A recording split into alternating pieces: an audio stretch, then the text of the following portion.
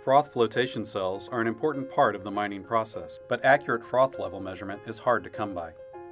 Users typically measure froth level with an ultrasonic device and a ball float selected for an expected fluid density. But buildup causes floats to stick at the fluid-froth interface, rendering the level reading inaccurate.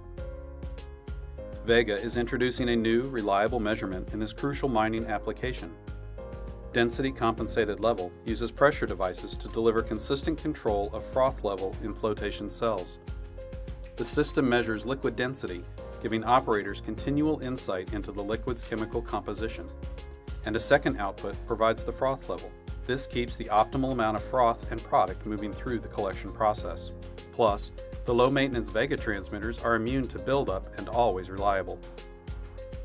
Density compensated level virtually eliminates maintenance and downtime, and sets a new standard in froth control and flotation cell efficiency.